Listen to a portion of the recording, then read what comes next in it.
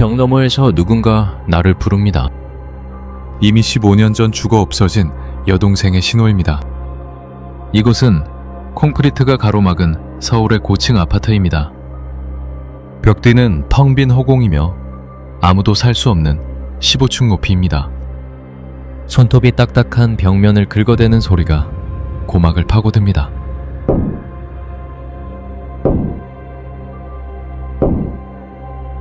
투. 규칙적인 타격음이 멈추지 않고 거실을 가로지릅니다. 내 동생 영희는 아오지 탄광 지하 400m 막장에 홀로 남겨졌습니다. 그 차가운 어둠 속에 버려두고 온 동생의 손가락이 지금 내 벽을 두드리고 있습니다. 지금 내 벽을 긁는 것은 동생의 손톱일까요? 아니면 나를 다시 그 지하로 데려가려는 망령의 부름일까요? 연결된 기억은 습기가 폐부 깊숙이 박히던 1998년 가을로 나를 끌고 갑니다. 함경북도 온성군 아오지 탄광의 지하 400m 지점입니다. 눈앞은 칠흑 같은 어둠뿐이며 안전모의 전등만이 가느다란 빗줄기를 내뿜습니다. 공중에 떠다니면 탄가루가 콧속을 타고 들어와 숨을 막히게 합니다. 눅눅한 지하수가 장화 속으로 스며들어 발가락을 차갑게 마비시킵니다. 옆에서 곡괭이질을 하던 고 노인이 갑자기 동작을 멈췄습니다. 그는 공포에 질린 눈으로 거친 안반벽에 귀를 바짝 갖다 댔습니다. 노인의 어깨가 눈에 띄게 덜덜 떨리며 낡은 작업복이 바스락거립니다. 그의 손바닥은 얼음처럼 차가워졌고 곡괭이 자루를 놓쳐버렸습니다. 벽 너머에서 아주 미세한 진동이 전해져 왔습니다. 그것은 낙반 사고의 징조도 지각 변동의 파열음도 아니었습니다. 규칙적이고 간절하며 소름 끼치도록 익숙한 박자의 타격음이었습니다. 갱도 지도상으로는 존재할 수 없는 완전히 막힌 안반의 끝에서 나는 소리였습니다. 이것은 어린 시절 영희와 나만이 알던 비밀 신호입니다. 담벼락을 사이에 두고 밥 먹으러 오라며 보내던 우리만의 약속이었습니다. 하지만 이곳은 빛 한 점 들어오지 않는 지하 400m 막장입니다. 산 사람이 들어갈 공간도 숨을 쉴 구멍조차 없는 돌덩이 너머입니다. 고 노인이 내 어깨를 부서질 듯 강하게 움켜쥐었습니다. 그의 눈동자는 초점을 잃은 채 어둠 속에서 번들거리고 있었습니다. 노인은 갈라진 목소리로 매 귓가에 차가운 숨결을 내뱉었습니다. 태성동무, 아무 소리도 못 들은 걸로 해야 하오. 저 벽 너머엔 산 사람이 있을 수 없소. 노인은 황급히 장비를 챙겨 뒷걸음질하며 어둠 속으로 사라졌습니다. 그의 장화가 탄가루를 밟는 소리조차 비명처럼 날카롭게 들렸습니다. 나는 홀로 남겨진 채 전등빛을 벽의 한 지점에 고정했습니다. 소리는 이제 벽을 뚫고 내 심장 박동과 일치하며 울려 퍼졌습니다. 왜 노인은 무엇을 본 것처럼 그토록 겁에 질려 도망친 것일까요? 왜 이 죽음의 땅에서 들리지 말아야 할 동생의 신호가 들리는 것일까요? 다시 서울의 아파트 벽을 바라보며 마른 침을 삼킵니다. 벽지는 깨끗하지만 그 너머에서 올라오는 비릿한 흙냄새는 숨길 수 없습니다. 이제 그 거대한 지하의 문을 하나씩 열어보려 합니다. 당신은 끝까지 이 소리의 정체를 감당할 준비가 되었습니까?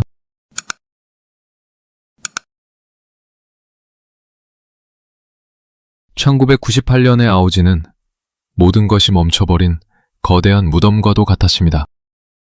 배급은 이미 3년 전에 완전히 끊겼고 사람들은 옥수수 뿌리를 씹으며 하루를 버텼습니다. 죽음은 더 이상 특별한 사건이 아닌 일상의 풍경이 되어버린 지 오래였습니다. 아침마다 숙소 마당에 실려나가는 거적대기들은 누구의 이름도 기억하지 않았습니다. 하지만 그 지옥 같은 일상 속에서도 소름 끼치는 위질감은 분명히 존재했습니다. 그것은 굶주림보다 더 차갑고 칼날보다 더 날카롭게 등 뒤를 파고들었습니다. 작업반을 명단에서 누군가의 이름이 소리 없이 지워지기 시작했습니다.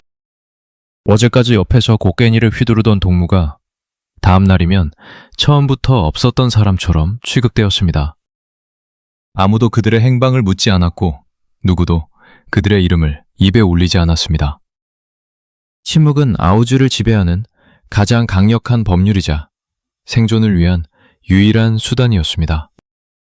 저는 동생 영희의 행방을 찾기 위해 보이부 강역지도원의 사무실로 향했습니다. 맑은 목조 건물의 복도에서는 눅눅한 곰팡이 냄새와 정체 모를 소독약 냄새가 섞여났습니다. 사무실 문을 두드리기 직전 안에서 들려오는 가느다란 웃음소리에 발길을 멈췄습니다. 그것은 즐거워서 내는 웃음이 아니라 마치 사냥감을 몰아넣은 포식자의 습관적인 소리였습니다. 심호흡을 하고 문을 열자 책상 앞에 앉은 강혁이 무표정한 얼굴로 저를 응시했습니다. 그의 책상 위에는 잉크도 마르지 않은 누런 종이 뭉치들이 어지럽게 널려 있었습니다. 강혁 지도원 동무, 제 여동생 영희가 배정받은 작업반을 알고 싶어 왔습니다. 강혁은 대답 대신 천천히 담배를 피워 물고는 연기를 제 얼굴을 향해 길게 내뿜었습니다. 그의 눈동자는 깊은 우물처럼 검고 탁해서 그 안의 생각을 전혀 읽을 수 없었습니다. 박태종 동무는 참으로 기억력이 나쁜 동무구만. 그래. 자네 여동생은 이미 지난달에 평양의 군수공장으로 지원해 떠나지 않았나? 그의 말은 단호했지만 제 기억 속의 사실과는 정면으로 충돌하는 것이었습니다. 영희는 다리가 불편해 장거리 이동이 불가능했고 무엇보다 저를 혼자 두고 떠날 아이가 아니었습니다. 하지만 강혁이 내민 명부에는 영희의 이름 옆에 붉은색 직인이 선명하게 찍혀 있었습니다. 지원 출항이라는 글자가 마치 피로 쓴 것처럼 제 시야를 어지럽게 휘저었습니다. 사무실을 나오는데 복도 구석에 놓인 커다란 나무 상자가 눈에 들어왔습니다. 상자 틈새로 삐져나온 낡은 천조각은 영희가 아끼던 꽃무늬 저고리의 소매와 너무도 닮아 있었습니다. 저는 그것을 확인하기 위해 다가갔지만 뒤에서 들려오는 강혁의 차가운 목소리에 멈출 수밖에 없었습니다. 무엇을 보고 있는 건가, 태성동무. 그 상자는 지하 400m 막장에서 쓰일 특수 자재들이니 신경 끄고 작업장으로 복귀하게. 자재라고 하기에는 상자 주변에서 풍기는 비릿한 피냄새를 감출 수가 없었습니다. 저는 애써 침착함을 유지하며 고개를 숙이고 어두운 복도를 빠져나왔습니다. 막장으로 내려가는 갱도 입구에는 평소보다 2배나 많은 보위부원들을 배치되어 있었습니다. 그들은 광구들의 몸을 샅샅이 뒤졌고 심지어 입안까지 검사하며 엄격하게 통제했습니다. 지하로 내려가는 권양기에 몸을 씻자 차가운 지하수가 목덜미를 타고 흘러내렸습니다. 함께 탄 고 노인은 구석에서 몸을 웅크린 채 허공만을 멍하게 응시하고 있었습니다. 노인의 손톱 밑에는 검은 탄가루가 아닌 하얀 석회가루가 하얗게 말라붙어 있었습니다. 아우지 탄광에서는 전혀 사용하지 않는, 주로 시신을 부패시키지 않거나 악취를 막을 때 쓰는 물질입니다. 저는 노임에게 다가가 귓속말로 조심스럽게 물었지만 그는 대답 대신 제 손등을 강하게 꼬집었습니다. 그것은 말을 삼가라는 무언의 압박이자 살려달라는 비명처럼 느껴졌습니다. 권양기가 멈추고 지하 400m의 눅눅한 공기가 우리를 맞이했습니다. 만든 불빛이 닿지 않는 어둠 저편에서 다시금 그 기괴한 타격음이 들려오기 시작했습니다. 어제보다 더 가깝고 더 선명하며 더 절박하게 벽을 두드리는 소리였습니다. 하지만 동료들은 그 소리가 들리지 않는다는 듯 묵묵히 곡괭이를 들어 바위를 내리쳤습니다. 저만 듣고 있는 것일까요? 아니면 모두가 듣고도 듣지 못한 척 연기를 하고 있는 것일까요? 갑자기 제 사물함 안에 들어있어야 할 안전모가 갱도 구석에서 발견되었습니다. 누군가 제 물건을 옮겨놓은 것이 분명했고 그 안에는 젖은 흙이 가득 담겨 있었습니다. 흙을 털어내자 바닥에서 작고 딱딱한 무언가가 손끝에 걸렸습니다. 그것은 사람의 앞니 3개였습니다. 이것은 누구의 이빨이며 왜 제 안전모 안에 숨겨져 있었던 것일까요? 강역 지도원이 말한 영희의 지원 출항은 정말 사실이었을까요? 어둠 속에서 누군가의 시선이 제 등을 찌르는 듯한 강렬한 통증을 느꼈습니다.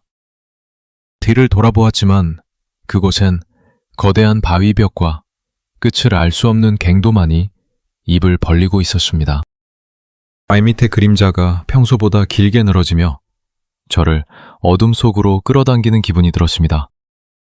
손바닥 위에 놓인 3개의 이빨은 차가웠고 소름 끼칠 정도로 단단했습니다. 그것은 오랜 세월 풍파를 겪은 노인의 것이 아니라 이제 막 성장을 마친 젊은이의 건강한 어금니였습니다. 피냄새는 이미 사라졌지만 이빨뿌리에 들러붙은 거뭇한 조직들은 이것이 강제로 뽑혀 나갔음을 증명하고 있었습니다. 저는 이 기괴한 전리품을 제 안전모 속에 밀어넣은 자가 누구인지 단번에 확신했습니다. 10년 넘게 저를 가르치고 이끌어주었던 스승, 고 노인이 아니면 불가능한 일이었습니다. 그는 제가 자리를 비운 사이 제 사물함 근처를 서성이던 유일한 인물이었습니다. 숙소로 돌아가는 길은 평소보다 수만 배는 더 길고 어둡게 느껴졌습니다. 발을 내디딜 때마다 차가운 탄가루가 장화 밑에서 비명처럼 사각거리는 소리를 냈습니다. 멀리 감시탑 위에서 번득이는 탐조등 불빛이 제 등을 채찍처럼 내리쳤습니다. 저는 낡은 내복 깊숙한 곳에 숨긴 이빨이 제 심장을 찌르는 듯한 환상에 시달리며 걸음을 재촉했습니다. 아우지의 밤은 적막했지만 그 적막함은 언제 터질지 모르는 시한폭탄과도 같았습니다. 사람들은 모두 죽은 듯이 엎드려 있었고 오직 배고픈 들개들의 울음소리만이 허공을 갈랐습니다. 숙소 문을 열자 눅눅한 곰팡이 냄새와 사람의 살이 썩어가는 듯한 악취가 코끝을 찔렀습니다. 30명의 광부가 다닥다닥 붙어 자는 비좁은 침상 끝에 고 노인이 앉아 있었습니다. 그는 평소처럼 말라 비틀어진 잇담배를 손가락으로 정성스럽게 말고 있었습니다. 노인의 깡마른 어깨가 가늘게 떨릴 때마다 벽에 비친 그의 그림자가 괴물처럼 요동치며 저를 비웃었습니다. 저는 노인이 보이부의 밀고자가 되어 우리를 하나둘 팔아넘기고 있다고 확신했습니다. 그렇지 않고서야 그 독사 같은 강역 지도원이 노인에게만 유독 관대할 리가 없었습니다. 노인의 발치 아래에는 그가 분신처럼 챙겨다니는 낡은 보따리가 놓여 있었습니다. 그 안에는 곡괭이질을 할 때 쓰는 달아빠진 면장갑과 때 묻은 수건이 들어 있었습니다. 저는 노인이 세수를 하러 나간 틈을 타 심장이 터질 듯한 공포를 누르고 보따리를 뒤졌습니다. 보따리 깊숙한 곳, 낡은 솜이 빠져나온 틈새에서 손바닥만한 수첩 하나가 손에 잡혔습니다. 갱도 안에서 습기를 머금어 눅눅해진 종이들은 마치 썩은 살점처럼 찜득하게 달라붙어 있었습니다. 손끝으로 조심스럽게 한 장씩 넘길 때마다 알 수 없는 공포가 혈관을 타고 전신으로 퍼졌습니다. 수첩 안에는 우리 작업반 동료들의 이름이 빼곡히 적혀 있었습니다. 그리고 이름 옆에는 세 자리의 숫자와 함께 정체를 알 수 없는 기호들이 어지럽게 나열되어 있었습니다. 영희의 이름을 발견한 순간 제 세상은 단번에 무너져 내렸습니다. 영희의 이름 옆에는 227이라는 숫자와 함께 피처럼 붉은 가위표가 선명하게 그어져 있었습니다.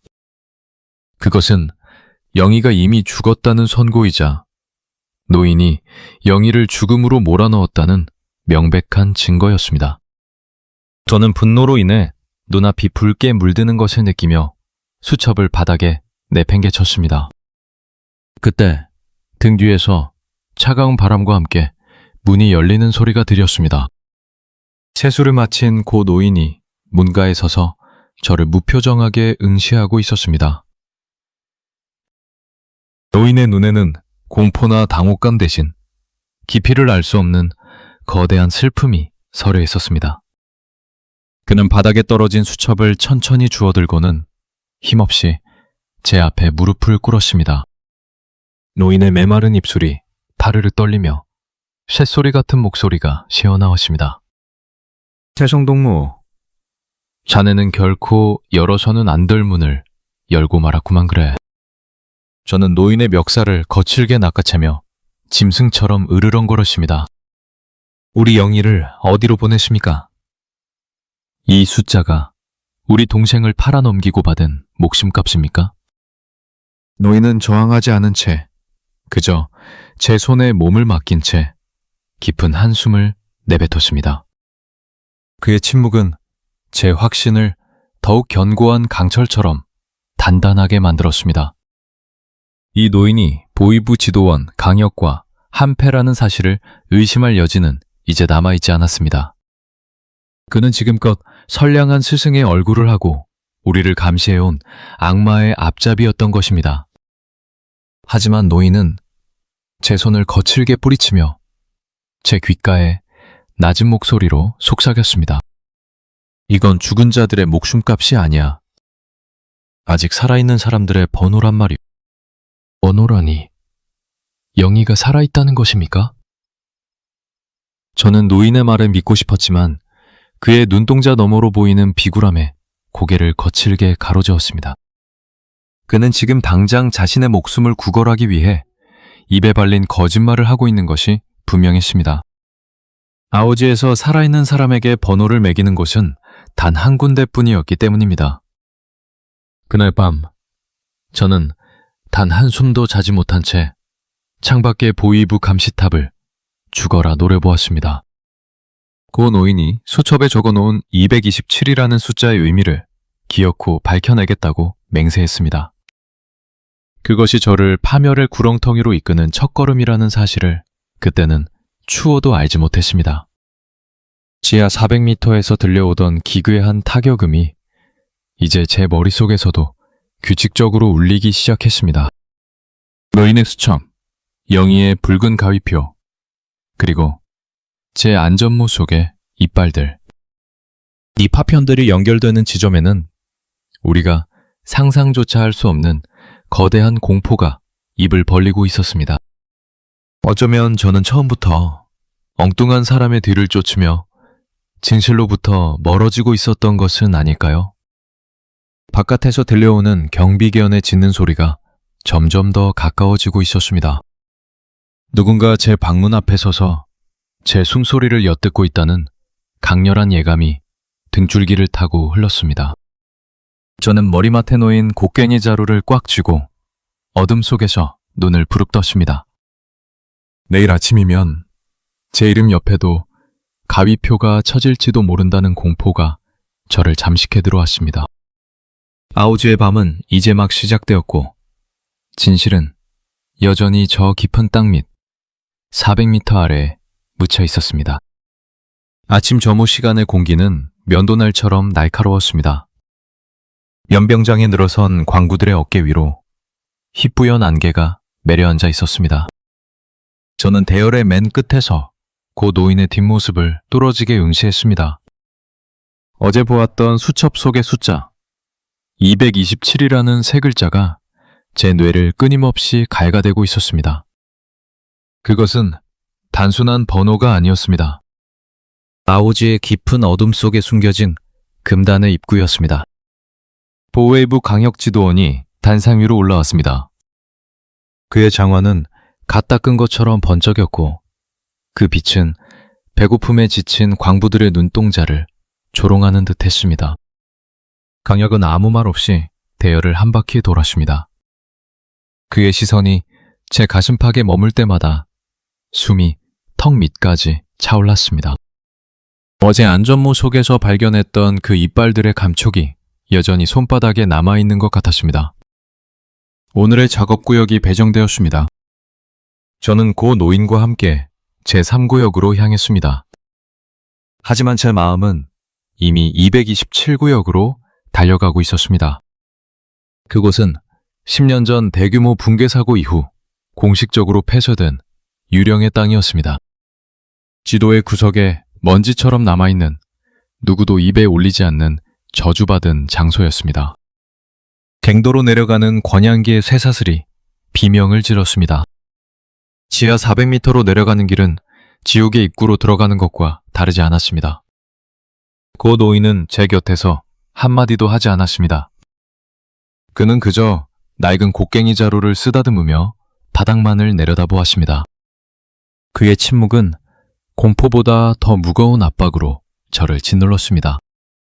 작업이 시작되자마자 저는 기회를 엿보았습니다. 동료들이 탄가루를 퍼올리는 소리에 맞춰 저는 서서히 대열에서 이탈했습니다. 안전모의 전등을 가장 낮게 조절하고 어둠 속으로 몸을 숨겼습니다. 심장 소리가 갱도 전체를 울리는 타격음처럼 크게 들렸습니다. 보웨이브의 감시가 닿지 않는 사각지대를 찾아 한 걸음씩 내디뎠습니다. 227구역으로 가는 길은 폐석과 쓰레기로 가득 차 있었습니다. 녹슬어버린 선로가 뱀처럼 꼬여 어둠 속으로 사라졌습니다. 공기는 썩은 물냄새와 매캐한 메탄가스 냄새로 가득했습니다. 광동면 너머로 거친 숨소리가 새어나왔습니다. 저는 벽에 표시된 낡은 번호들을 확인하며 깊숙한 곳으로 들어갔습니다. 225, 226. 마침내 거대한 안반으로 가로막힌 227구역의 입구에 도착했습니다. 그곳은 나무 판자로 촘촘하게 막혀 있었고 그 위에는 접근 금지라는 붉은 글씨가 희미하게 남아 있었습니다. 판자 사이로 스며나오는 차가운 한기가 제 뺨을 스쳤습니다. 그것은 대지의 한기가 아니라 죽은 자들이 내뱉는 숨결처럼 느껴졌습니다. 저는 곡괭이 자루를 이용해 판자 하나를 조심스럽게 뜯어냈습니다. 못이 빠지는 날카로운 금속음이 정막을 깼습니다. 누군가 들었을까봐 저는 그 자리에 얼어붙은 채 주변을 살폈습니다. 아무도 없었습니다. 오직 멀리서 들려오는 물방울 떨어지는 소리만이 제 존재를 확인시켜 주었습니다. 틈새를 통해 안으로 몸을 밀어 넣었습니다. 그곳은 시간이 멈춘 공간이었습니다. 사고 당시의 흔적들이 고스란히 남아 있었습니다. 부서진 탄차와 버려진 장화들, 그리고 주인을 잃은 녹슨 안전모들이 바닥에 뒹굴고 있었습니다. 전등 불빛을 비추자 벽면에는 수많은 손자국이 남겨져 있었습니다. 탈출하려고 몸부림치던 이들의 마지막 흔적 같았습니다. 갱도 안쪽에서 다시 그 소리가 들려오기 시작했습니다. 하지만 이번에는 벽을 두드리는 타격음이 아니었습니다. 낮게 깔리는 웅얼거림. 아니, 그것은 누군가 읊조리는 기괴한 노랫소리에 가까웠습니다. 가사를 알 수 없는 그 음률은 갱도의 습한 벽을 타고 흘러와 제 고막을 간지럽혔습니다. 소름이 돋았습니다. 이곳에 누군가 살아있는 것일까요? 소리가 나는 쪽으로 조심스럽게 발을 옮겼습니다. 발밑에 무언가 부드러운 것이 밟혔습니다. 전등을 비추어 보니 그것은 낡은 헝겊 조각이었습니다. 저는 그것을 집어들었습니다. 흙먼지에 뒤덮여 있었지만 그 색깔만은 선명하게 기억할 수 있었습니다. 영희가 탈북을 꿈꾸며 소중히 간직했던 꽃무늬 저고리의 소매 끝동이었습니다. 헝겊에서는 아직 영희의 채취가 남아있는 듯 했습니다. 눅눅한 땀 냄새와 싸구려 비누 냄새가 섞인 제 여동생만의 냄새였습니다. 저는 헝겊을 움켜쥐고 바닥에 주저앉았습니다. 눈물이 터져 나오려 했지만 강제로 삼켰습니다. 이곳에 영희가 있었다는 것은 확실했습니다. 보웨이브 강역이 말한 평양행은 처음부터 존재하지 않는 거짓말이었습니다. 그때 노래가 멈췄습니다. 그리고 아주 가까운 곳에서 거친 숨소리가 들려왔습니다. 누군가 어둠 속에서 저를 지켜보고 있었습니다. 전등을 비추려 했지만 손이 떨려 빗줄기가 허공을 방황했습니다. 누구냐? 거기 누구야? 제 목소리는 벽에 부딪혀 공허한 메아리가 되어 돌아왔습니다. 대답은 없었습니다. 대신 바닥을 긁는 날카로운 소리가 들려왔습니다. 마치 짐승이 발톱으로 바위를 깎는 듯한 기분 나쁜 소리였습니다. 저는 뒷걸음질을 치다 낡은 탄차에 부딪혔습니다. 탄차 안에는 검은 탄가루 대신 하얀 석회가루가 가득 차 있었습니다. 고 노인의 손에 묻어있던 그 하얀 가루였습니다. 왜 폐쇄된 갱도 안에 석회가루가 가득 찬 탄차가 놓여있는 것일까요? 석회는 시신의 부패를 늦추고 악취를 가릴 때 쓰인다는 사실이 머릿속을 스쳤습니다. 저는 공포에 질려 탄차 밑바닥을 확인하려 했습니다. 하지만 제 손끝에 닿은 것은 차가운 금속 상자 하나였습니다. 상자 위에는 227이라는 숫자와 함께 영희의 이름이 다시 한번 적혀 있었습니다. 저는 떨리는 손으로 상자의 잠금 장치를 풀었습니다. 선재가 열리는 순간 안에서 쏟아져 나온 것은 영희의 소지품들이 아니었습니다. 그것은 수십 장의 사진들과 함께 빽빽하게 적힌 실험 기록지였습니다. 사진 속의 사람들은 눈이 가려진 채 어딘가로 끌려가고 있었습니다. 그리고 그들의 가슴팍에는 커다란 번호표가 붙어 있었습니다. 제가 아는 얼굴들이 보였습니다. 지난달에 사라졌던 철이동무, 일주일 전에 보이지 않던 수나미 형. 그들 모두가 이 죽음의 명단에 이름을 올리고 있었습니다. 저는 기록지의 마지막 장을 넘겼습니다.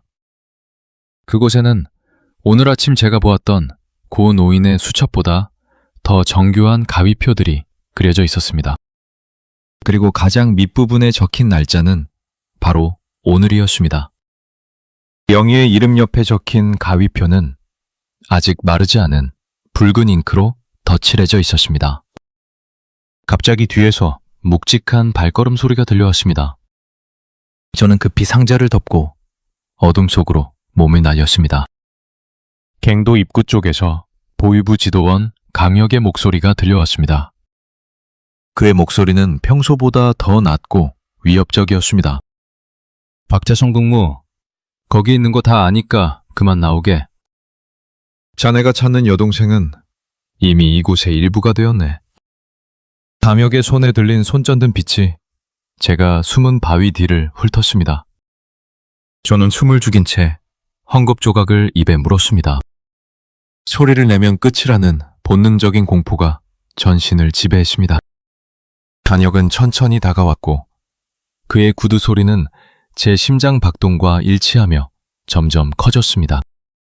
그때 갱도 깊숙한 곳에서 다시 노래가 들려왔습니다. 이번에는 한 명이 아니었습니다.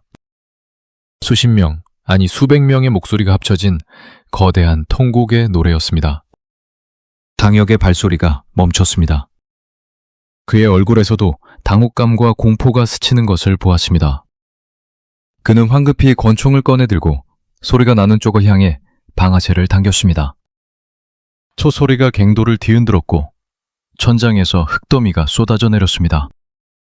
저는 그 혼란을 틈타 반대편 구멍으로 몸을 던졌습니다. 뒤에서 강혁의 고함 소리가 들렸지만 돌아보지 않았습니다. 오직 살아야 한다는 생각뿐이었습니다. 하지만 제 손에 쥐어진 헝겊 조각은 점점 더 뜨거워지며 제 살을 태우는 듯 했습니다. 겨우 원래의 작업 구역으로 돌아왔을 때 고 노인은 여전히 그 자리에 앉아 있었습니다. 그는 제가 돌아온 것을 보고도 아무 말 하지 않았습니다. 다만 그의 눈가에는 말라붙은 눈물 자국이 선명하게 남아 있었습니다. 노인은 제 손에 쥐어진 사진 한 장을 보고는 고개를 가로저었습니다. 그 사진에는 고 노인 본인이 보이부 제복을 입고 웃고 있는 모습이 담겨 있었습니다. 노인은 누구였을까요? 왜 보이부 제복을 입은 사진이 이 죽음의 갱도 안에 보관되어 있었던 것일까요? 제가 믿었던 스승의 정체는 무엇입니까? 고 노인의 눈가에 말라붙은 눈물 자국을 확인한 순간 갱도 끝에서 들려오던 집단적인 노랫소리가 멎었습니다. 대신 그 자리를 채운 것은 강역 지도원의 거친 군어 소리와 바닥을 긁는 금속성 소음이었습니다. 노인은 제 손에 들린 사진을 낚아채듯 가져가 자신의 낡은 작업복 깊숙한 곳에 쑤셔 넣었습니다.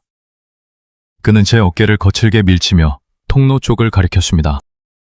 대답 대신 눈으로 전하는 강렬한 경고였습니다. 지금 당장 이곳을 벗어나지 않으면 우리 둘 다 이 차가운 안반의 일부가 될 것이라는 공포가 전해졌습니다. 저는 뒤도 돌아보지 않고 어둠 속으로 몸을 던졌습니다. 등 뒤에서 강역의 가랑가랑한 목소리가 동굴 벽에 부딪혀 여러 갈래로 찢어지며 저를 쫓아왔습니다. 폐쇄된 선로를 따라 달리는 제 발소리가 마치 거대한 북소리처럼 갱도 전체에 울려 퍼졌습니다. 폐부 깊숙이 박히는 탕가루는 칼날처럼 목구멍을 긁어댔지만 멈출 수 없었습니다. 겨우 제 원래 작업포역의 경계에 도착했을 때 저는 온몸을 땀과 흙으로 적신 채 바닥에 쓰러졌습니다. 심장이 갈비뼈를 뚫고 나올 듯이 요동치고 있었습니다. 전등 불빛을 끄고 거친 숨을 몰아쉬며 어둠 속에 몸을 웅크렸습니다. 강역의 발소리가 멀어지는 것을 확인한 뒤에야 저는 겨우 정신을 차릴 수 있었습니다. 손 안에 꽉 쥐고 있던 그 꽃무늬 헝겊 조각은 땀에 젖어 축축했습니다. 숙소로 돌아가는 권양기 안에서 저는 고 노인과 다시 마주쳤습니다. 그는 아무 일도 없었다는 듯 멍한 눈으로 허공을 음시하고 있었습니다. 하지만 그의 장화 끝에 묻은 하얀 석회가루가 제 시야를 어지럽게 휘저었습니다. 숙소에 도착해 자리에 누웠지만 눈을 감으면 227구역에서 보았던 가위표들이 천장을 가득 메웠습니다. 권역이 언제 문을 박차고 들어와 저를 끌고 갈지 모른다는 공포에 온몸의 털이 곤두섰습니다. 아우지의 밤은 죽음보다 깊은 정적으로 가득 찼습니다. 하지만 다음 날 아침 그 정적을 깨트린 것은 평소에 거친 기상 나팔 소리가 아니었습니다. 숙소 마당으로 들어오는 여러 대의 자동차 엔진 소리에 잠에서 깨어났습니다. 연병장에 모인 광부들의 얼굴에는 당혹감과 묘한 기대감이 교차하고 있었습니다. 보웨이브 건물 앞에는 평양 번호판을 단 검은색 고급 승용차 석 대가 나란히 서 있었습니다. 그 차가운 금속 광택이 아우지의 붉은 흙먼지와 지독하게 대비되었습니다. 강역 지도원은 단상 아래에서 두 팔을 뒤로 결박당한 채 고개를 푹 숙이고 있었습니다. 관상 위에는 강역 대신 안경을 쓴 낯선 중년 남성이 서 있었습니다. 그는 몸에 딱 맞는 인민복을 입고 안경 너머로 온화한 미소를 지으며 우리를 내려다보았습니다. 중앙당에서 내려온 특별 검열단이라는 소문이 광부들 사이에서 삽시간에 퍼져나갔습니다. 새로 부임한 정치위원 최동석은 부드러운 목소리로 연설을 시작했습니다. 그의 목소리는 강역의 쇳소리와는 달리 부드러우면서도 묘한 힘이 실려 있었습니다. 강역은 반당분자로 낙인 찍혀 짐짝처럼 검은 승용차 뒷좌석에 처박혔습니다. 차가 먼지를 일으키며 정문을 빠져나갈 때 저는 가슴 한구석을 짓누르던 거대한 바위가 치워지는 듯한 해방감을 느꼈습니다. 그날부터 탄광의 대우가 믿을 수 없을 정도로 좋아지기 시작했습니다. 매일 나오던 썩은 강냉이밥 대신 하얀 이밥과 염장 무국이 배급되었습니다. 작업 시간은 8시간으로 단축되었고 보이부원들의 무자비한 구타도 자취를 감췄습니다. 갱도 안의 조명은 더 밝은 전구로 교체되었으며 환기시설도 다시 가동되었습니다. 마치 아오지에 봄이 찾아온 것 같은 착각이 들 정도로 평화로운 나날이었습니다. 저는 용기를 내어 최동석 위원의 사무실을 찾아갔습니다. 사무실 안은 강력대와는 달리 은은한 차향기가 감돌고 있었습니다. 최 위원은 제가 들어서자 직접 자리에서 일어나 따뜻한 물 한 잔을 건네주었습니다. 최 위원은 책상 서랍에서 두툼한 서류 뭉치를 꺼내 천천히 넘기기 시작했습니다. 영희의 행방을 묻는 제 질문에 그는 안경을 고쳤으며 부드러운 미소를 지었습니다. 그는 영희가 다리가 불편해 특별히 요양소로 옮겨졌다고 설명했습니다. 요양소라는 단어에 제 가슴이 크게 뛰기 시작했습니다. 저는 그동안 제가 했던 모든 의심이 강혁이라는 악마가 만들어낸 환상이었다고 믿고 싶었습니다. 숙소로 돌아오자 고 노인이 평소와는 다르게 깔끔하게 세수를 하고 앉아 있었습니다. 그의 손목에 있던 석회가루는 깨끗이 닦여 있었고 눈빛에서도 이전의 살기가 느껴지지 않았습니다. 노인은 가위표가 작업 제외 인원일 뿐이라며 저를 안심시켰습니다. 이틀 뒤 보이부에서는 폐쇄되었던 227구역을 완전히 콘크리트로 밀봉하겠다는 계획을 발표했습니다. 사고 위험이 크고 가스 누출이 심해 광구들의 안전을 위해 내린 결정이라는 것이었습니다. 최 위원은 직접 작업 현장을 방문하여 광구들의 손을 잡아주며 격려했습니다. 저는 동료들과 함께 227구역 입구로 향하는 탄차에 석재와 시멘트를 실었습니다. 그곳에서 들리던 기괴한 노랫소리나 타격음은 더 이상 들리지 않았습니다. 기계 돌아가는 소리와 사람들의 활기찬 대화 소리만이 갱도를 가득 채웠습니다. 저는 제가 보았던 그 사진들이 정말로 강혁 개인의 일탈이나 환각이었을지도 모른다고 생각했습니다. 하지만 그날 밤 숙소의 쓰레기 더미를 비우러 나갔을 때 저는 멈춰설 수밖에 없었습니다. 새로 부임한 최 위원의 전용 쓰레기통 옆에 버려진 낡은 가죽 가방 하나가 보였습니다. 그것은 강혁 지도원이 항상 들고 다니던 낡은 서류 가방이었습니다. 가방의 자물쇠는 부서져 있었고 그 안은 텅 비어 있었습니다. 가방 밑바닥에 걸려있는 작은 금속 조각을 발견하고 저는 숨이 멎는 것 같았습니다. 그것은 영희의 이름이 새겨진 작은 인식표였습니다. 아오지의 요양소로 갔다는 동생의 물건이 왜 좌천되어 끌려간 강혁의 가방 바닥에 남아있는 것일까요? 왜 이 가방이 최 위원의 쓰레기통 옆에 버려져 있는 것일까요? 문득 최 위원이 제게 주었던 설탕 과자의 봉투를 다시 살펴보았습니다. 봉투 뒷면에는 제조 일자가 적혀 있었는데 그 날짜는 강혁이 좌천되기 석 달 전이었습니다. 평양에서 금방 가져왔다던 최 위원의 말과는 앞뒤가 맞지 않았습니다. 과연 최 위원은 정말로 우리를 구원하러 온 천사였을까요?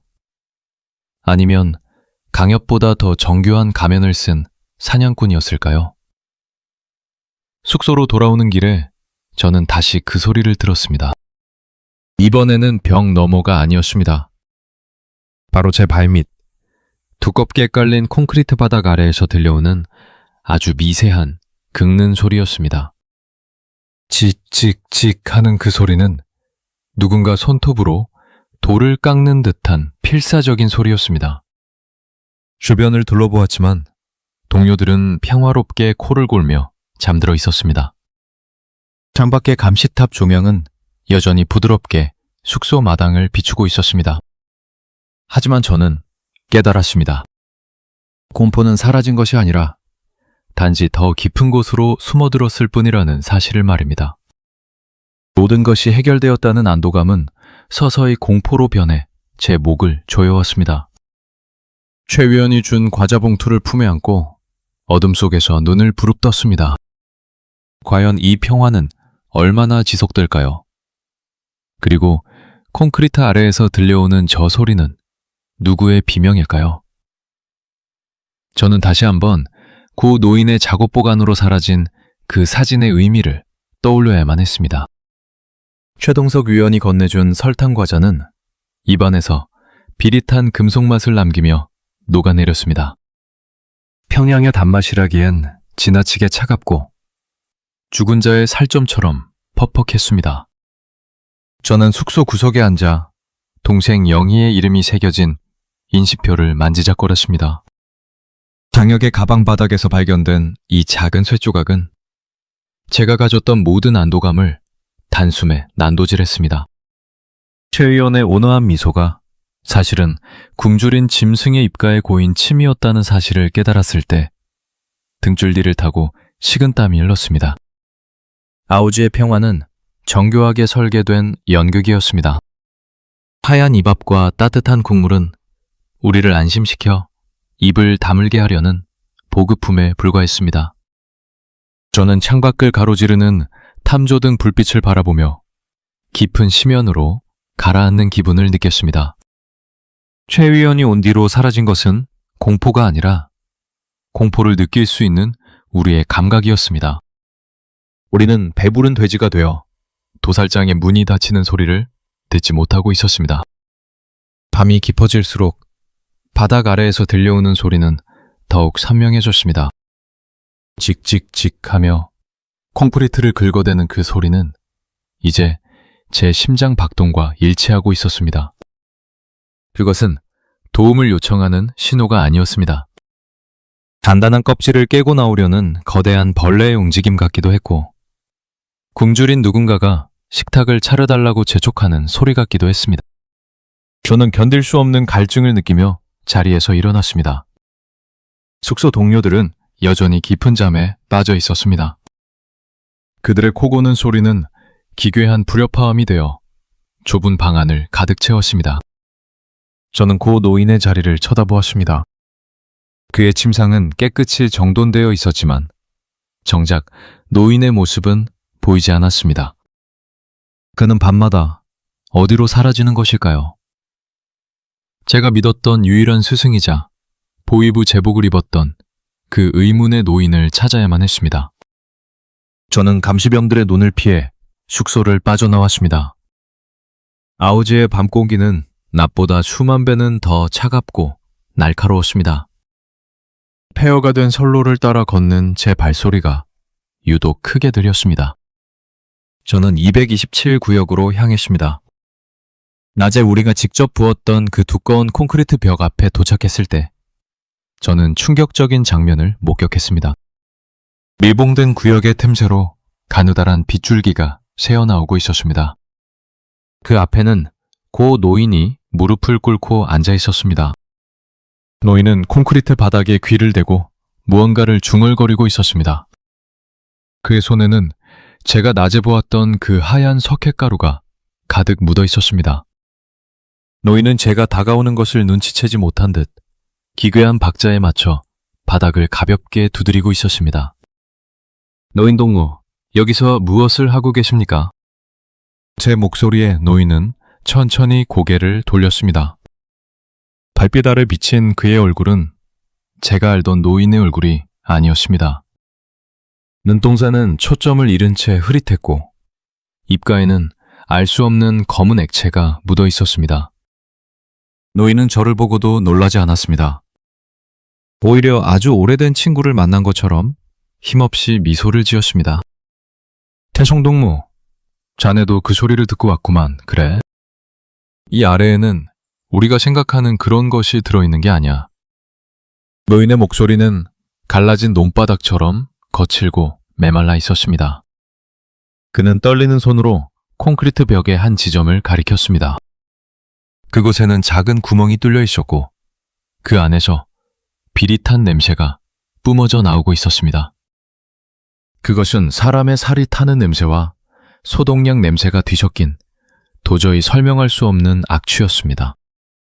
노인은 제 멱살을 잡고 구멍 가까이로 제 얼굴을 밀어넣었습니다. 저는 공포에 질려 저항하려 했지만 노인의 힘은 평소와 달리 상상할 수 없을 정도로 강력했습니다. 구멍 안을 들여다본 순간 저는 제 눈을 의심해야만 했습니다. 칠흑 같은 어둠 속에서 수백 개의 작은 안광이 번뜩이고 있었습니다. 그것은 인간의 눈이 아니었습니다. 굶주림과 광기에 절어버린 생명체들의 눈빛이었습니다. 이게 다 뭡니까?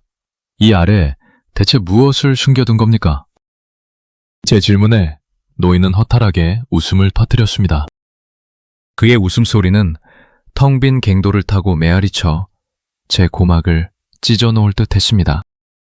노인은 제 귀에 입을 갖다 대고 소름 끼치는 진실을 속삭였습니다. 이건 보위부가 만든 게 아니야. 우리 북조선 인민들이 스스로 만들어낸 괴물들이지. 최동석 위원은 저들을 잠재우러 온 게 아니라 밥을 주러 온 걸세. 노인의 말은 제 상식을 완전히 뒤집어 버렸습니다. 227구역은 폐쇄된 것이 아니었습니다. 그것은 거대한 사육장으로 개조된 것이었습니다. 강역 지도원이 거칠고 무식하게 사람들을 몰아넣었다면 최 위원은 세련된 방식과 부드러운 미소로 우리를 사육장 안으로 유인하고 있었던 것입니다. 문득 낮에 먹었던 그 이밥과 무국이 생각났습니다. 갑자기 속이 뒤틀리며 구역질이 올라왔습니다. 우리가 먹었던 그 기름진 음식들이 어디서 왔을지 생각하자 눈앞이 캄캄해졌습니다. 노인은 제 손에 낡은 사진 한 장을 더 쥐어주었습니다. 그것은 보위부 제복을 입은 노인이 실험실 가운을 입은 사람들과 함께 서 있는 사진이었습니다. 그 사진 속 노인의 바로 옆에서 웃고 있는 남자의 얼굴을 보고 저는 자리에 주저앉았습니다. 그는 바로 오늘 아침 우리에게 온화한 연설을 했던 최동석 위원이었습니다. 두 사람은 아주 오래전부터 이 지옥을 함께 설계해온 동지였습니다. 광역의 좌천은 연극이었고 최 위원의 부임은 실험의 마지막 단계를 완성하기 위한 절차였습니다. 그때 갱도 입구 쪽에서 묵직한 군화 소리가 들려왔습니다. 여러 명의 발소리가 규칙적으로 바닥을 울리며 다가오고 있었습니다. 노인은 황급히 저를 어둠 속으로 밀어넣었습니다. 그는 자신의 입술 위에 손가락을 올리며 절대 소리를 내지 말라고 경고했습니다.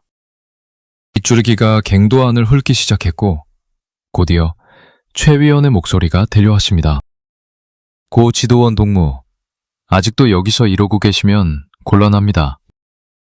오늘 배식한 사료들은 효과가 아주 좋더군요. 내일은 박태성 동무를 포함한 작업반 전체를 지하로 내려보내야겠습니다. 최 위원의 목소리는 사무실에서 차를 마실 때보다 더 부드럽고 상냥했습니다. 사료라는 단어가 제 심장을 얼어붙게 만들었습니다. 그들이 우리에게 먹인 것은 음식이 아니라 실험을 위한 약물이었던 것입니다. 저는 콘크리트 아래에서 들리는 직, 직 소리의 정체를 마침내 깨달았습니다. 그것은 약물에 취해 이성을 잃은 동료들이 손톱이 닳도록 벽을 긁어대는 소리였습니다. 최 위원과 노인은 나란히 서서 어둠 속으로 사라졌습니다. 저는 그들이 떠난 뒤에도 한참 동안 움직일 수 없었습니다. 제 손에 쥐어진 영희의 인식표가 차갑게 식어 있었습니다. 영희도 저 아래에서 손톱으로 벽을 긁고 있었을까요? 아니면 이미 누군가의 사료가 되어 사라졌을까? 저는 이제 선택해야만 했습니다.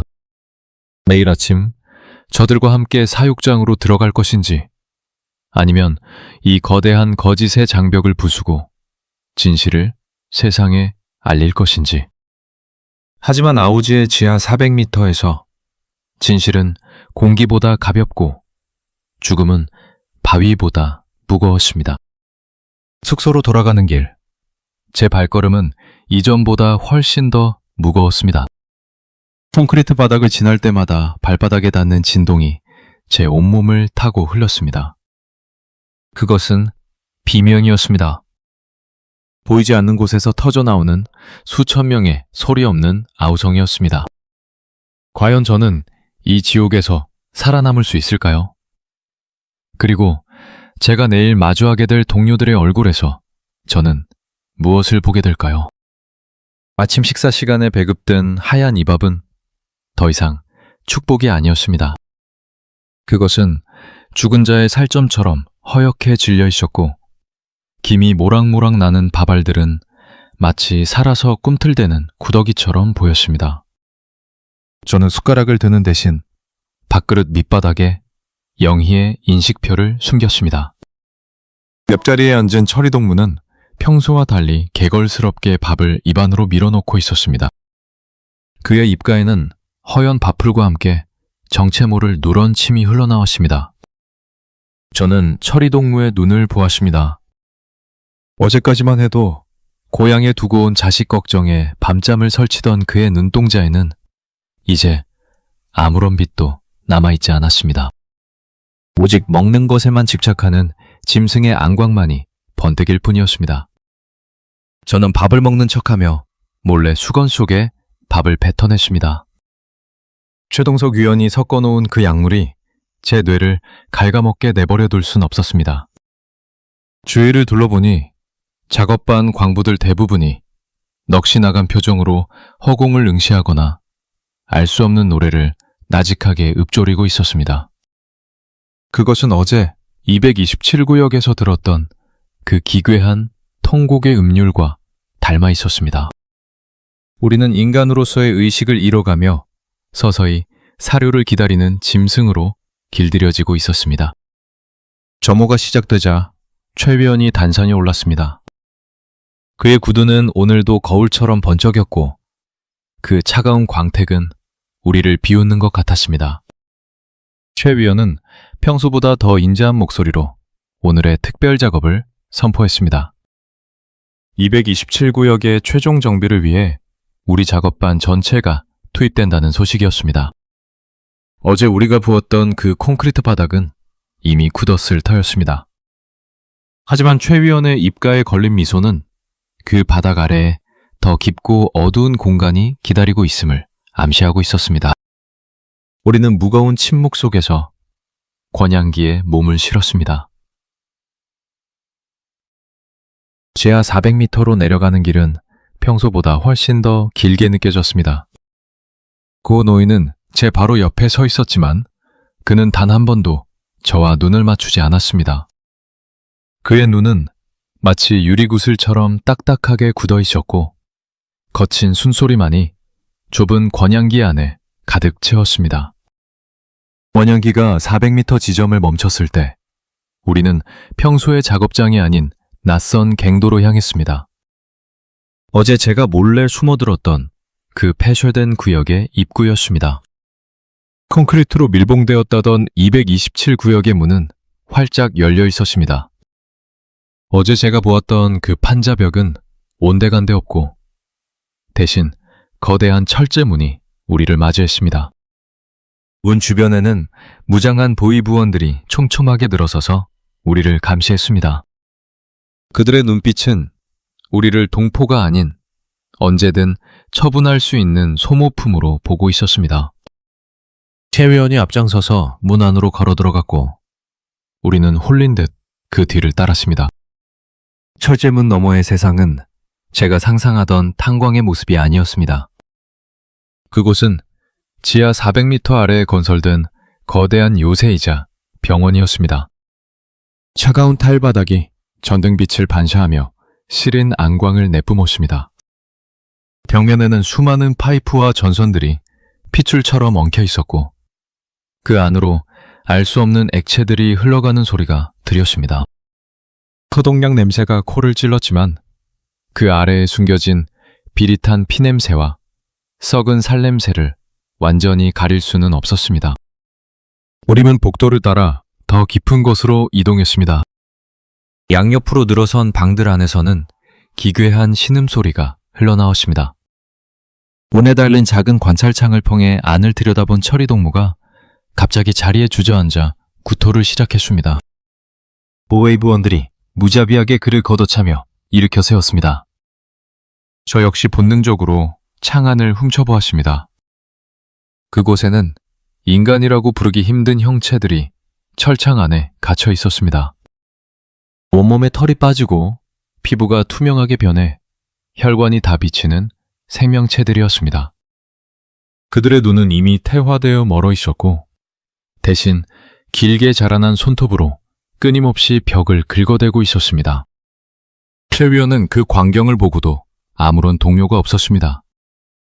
그는 오히려 자랑스러운 예술품을 소개하는 화가처럼 상냥하게 설명했습니다. 동무들, 저들은 당의 위대한 실험에 참여한 영웅들입니다. 이제 자네들도 저들과 하나가 될 영광을 누리게 될 것입니다. 그의 말이 끝나기가 무섭게 보위부원들이 우리를 방 안으로 몰아넣기 시작했습니다. 공포에 질린 광부들이 비명을 지르며 저항했지만 약물에 취해 힘이 빠진 몸으로는 무장한 그들을 당해낼 수 없었습니다. 저는 복도 끝으로 도망치려 했지만 고 노인이 제 앞길을 막아섰습니다. 노인의 손에는 날카로운 주사기가 들려 있었습니다. 그의 눈에는 눈물이 고여 있었지만 손은 추호의 흔들림도 없었습니다. 그때였습니다. 독도 가장 깊숙한 곳, 관리번호 108이라고 적힌 방 안에서 익숙한 목소리가 들려왔습니다. 오빠. 오빠야? 영희였습니다. 분명히 제 여동생 영희의 목소리였습니다. 비록 힘이 없고 갈라진 목소리였지만 저를 부르는 그 특유의 억양은 결코 잊을 수 없는 것이었습니다. 저는 고 노인을 밀치고 소리가 나는 방으로 달려갔습니다. 보웨이 부원들이 제 등을 향해 총구를 겨눴지만 최 위원이 손을 들어 그들을 제지했습니다. 그는 마치 흥미로운 실험 결과를 기다리는 학자처럼 잔인한 미소를 지으며 저를 지켜보았습니다. 저는 영희의 방 앞에 멈춰 섰습니다. 두꺼운 강화 유리 너머로 보이는 방 안은 온통 하얀색이었습니다. 그 중앙에 한 여자가 휠체어에 묶인 채 등을 돌리고 앉아 있었습니다. 그녀의 머리카락은 다 빠져 듬성듬성했고 가느다란 팔다리는 뼈만 앙상하게 남아 있었습니다. 하지만 그녀의 목에 걸린 작은 인식표는 조명 아래에서 선명하게 빛나고 있었습니다. 제가 조금 전 밥그릇 밑바닥에 숨겼던 것과 똑같은 영희의 인식표였습니다. 저는 떨리는 손으로 유리를 두드렸습니다. 영희가 천천히 고개를 돌렸습니다. 유리에 비친 그녀의 얼굴을 보는 순간 저는 비명조차 지를 수 없었습니다. 그녀의 눈은 이미 검게 타버린 구멍처럼 변해 있었고 코와 입에서는 끊임없이 투명한 액체가 흘러나오고 있었습니다. 그녀는 더 이상 제가 알던 영희가 아니었습니다. 체제가 만들어낸 기괴한 괴물이자 살아서 숨쉬는 실체에 불과했습니다. 최 위원이 제 등 뒤로 다가와 부드럽게 속삭였습니다. 태성동무, 동생을 만나니 기쁩니까? 이제 동무가 동생의 뒤를 이어줄 차례입니다.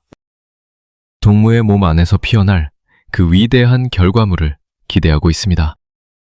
영희의 입이 다시 한번 열렸습니다. 하지만 이번에 나온 것은 저를 부르는 소리가 아니었습니다. 그것은 날카롭고 소름 끼치는 금속성 비명이었습니다. 방 안의 스피커를 통해 진폭된 그 비명은 제 고막을 찢어놓을 듯 울려 퍼졌습니다. 그 소리에 맞춰 복도에 갇혀있던 모든 괴물이 일제히 벽을 긁기 시작했습니다. 칙칙칙하며 수천 개의 손톱이 콘크리트와 타일을 깎아내는 소리가 거대한 해일처럼 저를 덮쳐왔습니다. 고 노인이 제 어깨를 잡고 바닥으로 끌어내렸습니다. 그는 제 귓가에 단호하면서도 슬픈 목소리로 마지막 진실을 전했습니다. 태종동무, 영희는 이미 3년 전에 죽었어. 자네 앞에 있는 건 영희의 뇌를 복제해 심어놓은 껍데기일 뿐이야. 도망쳐. 지금 당장 도망치지 않으면 자네도 저 껍데기가 되고 말 거야. 죽었다니. 3년 전이라니. 그럼 지금까지 제가 들었던 목소리와 제가 쫓았던 그 모든 단서는 무엇이었을까요? 최 위원은 왜 저를 이곳으로 유인해 영희의 환영을 보여준 것일까요? 저는 혼란과 공포의 소용돌이 속에서 영희라고 믿었던 그 생명체를 다시 바라보았습니다. 그녀의 검은 눈구멍 안에서 가느다란 액체가 눈물처럼 흘러내리고 있었습니다. 그것은 정말로 영희의 영원히 보내는 마지막 신호였을까요? 아니면 저를 영원히 이 어둠 속에 가두기 위해 설계된 정교한 덫이었을까요? 영희가 이미 3년 전에 죽었다는 노인의 말은 제 고막을 찢어발기는 천둥 소리보다 더 잔혹하게 몰아쳤습니다. 제가 지난 수개월 동안 목숨을 걸고 찾아 헤맸던 희망의 실체가 고작 체제가 만들어낸 껍데기였다는 사실을 믿고 싶지 않았습니다. 노인의 주사기가 제 팔뚝을 스칠 듯 다가왔지만 저는 움직일 수 없었습니다. 온몸의 근육이 얼어붙었고 심장은 차가운 얼음물 속에 잠긴 듯 박동을 멈추려 했습니다. 유리창 너머에서 비명을 지르던 그 생명체가 정말 영희가 아니라면 제가 들었던 그 간절한 목소리는 대체 누구의 것이었습니까? 노인은 제 어깨를 거칠게 낚아채며 복도 옆에 숨겨진 작은 배전반 문을 열었습니다. 겉보기에는 평범한 전기시설 같았지만 그 안에는 성인 한 명이 겨우 지나갈 수 있는 비좁은 금속 통로가 숨겨져 있었습니다. 노인은 저를 그 안으로 밀어넣으며 단호한 눈빛으로 뒤를 살폈습니다. 보웨이브원들의 다급한 군화 소리가 타일 바닥을 두드리며 점점 가까워지고 있었습니다. 최 위원의 부드러운 웃음소리가 복도 끝에서 들려왔을 때 저는 노인의 손에 끌려 칠흑 같은 어둠 속으로 몸을 던졌습니다. 금속 통로는 차갑고 눅눅했으며 정체 모를 기름 냄새가 진동했습니다. 우리는 무릎을 꿇고 기어다니며 거친 숨을 몰아쉬었습니다. 제 앞을 기어가던 노인의 등에서는 평소의 땀 냄새가 아닌 독한 알코올과 소독약 냄새가 배어나왔습니다. 저는 노인의 정체에 대해 묻고 싶었지만 입술이 떨어지지 않았습니다. 노인은 통로의 굽이진 곳마다 익숙한 듯 손을 뻗어 보이지 않는 손잡이를 찾아냈습니다. 그가 단순한 광구가 아니라는 확신은 이미 제 머릿속을 가득 채우고 있었습니다. 한참을 기어가던 노인이 낡은 철망 앞에 멈춰 섰습니다. 그는 품 안에서 작은 손전등을 꺼내 아주 잠시 동안 바닥을 비추었습니다. 빛이 닿은 곳에는 노인의 낡은 작업복 안주머니에서 떨어진 하얀색 신분증 한 장이 놓여 있었습니다. 저는 그것을 낚아채듯 집어들었습니다. 신분증에는 노인의 젊은 시절 사진과 함께 1급 연구원 고철민이라는 직함이 선명하게 적혀 있었습니다. 아우지의 광부고 노인이 아니라 이 지옥 같은 실험실을 설계한 주역 중 한 명이었던 것입니다. 저는 배신감에 휩싸여 노인의 목덜미를 움켜쥐었습니다. 좁은 통로 안에서 우리의 거친 숨소리가 부딪히며 날카로운 긴장감을 만들어냈습니다. 노인은 저항하지 않은 채 그저 슬픈 눈으로 저를 바라보았습니다. 그의 눈동자에는 제가 평생 본 적 없는 깊은 후회와 절망이 서려 있었습니다. 그는 자신의 왼쪽 팔목을 걷어올렸습니다. 그곳에는 실험체들에게 새겨진 것과 똑같은 일련 번호가 문신처럼 박혀 있었습니다. 고철민 연구원이자 광부였던 노인이 갈라진 목소리로 고백을 시작했습니다. 태성동무, 나는 저 괴물들을 만든 아비이자 저들에게 먹힐 날만 기다리는 사료라네. 그의 말에 따르면 최 위원과 그는 수십 년 전부터 인간의 공포를 지우고 명령에만 복종하는 완벽한 인민을 만드는 연구를 진행해 왔습니다. 하지만 연구가 막바지에 다다랐을 때 체제는 비밀을 유지하기 위해 연구진들마저 실험체로 사용하기 시작했습니다. 노인은 자신의 딸과 같았던 영희를 실험대에 올린 자가 바로 자신이었다며 오열했습니다. 그는 영희를 살리기 위해 뇌의 일부를 복제해 다른 육체에 이식했지만 그것이 영희를 더 큰 지옥으로 밀어넣는 행위였음을 뒤늦게 깨달았다고 했습니다. 갑자기 통로 전체가 크게 흔들리며 날카로운 경보음이 울려 퍼졌습니다. 최리언이 우리가 도망친 병로를 파악하고 통로 안으로 가스를 주입하기 시작한 것이었습니다. 노인은 황급히 자신의 방독면을 벗어 제 얼굴에 씌워주었습니다. 저는 거부하려 했지만 노인의 힘은 완강했습니다. 그는 제 손에 작은 금속 열쇠 뭉치와 구겨진 지도 한 장을 쥐어주었습니다. 그것은 이 지하 요새를 빠져나갈 수 있는 유일한 통로이자 지상으로 연결된 환기구의 위치가 적힌 보물지도였습니다. 노인은 저를 밀치며 반대편 통로로 몸을 돌렸습니다. 그는 자신이 추격대들의 시선을 끄는 동안 제가 반대편으로 도출해야 한다고 명령했습니다. 저는 그의 이름을 불렀지만 노인은 돌아보지 않았습니다. 그는 어둠 속으로 사라지며 마지막으로 한 문장을 남겼습니다.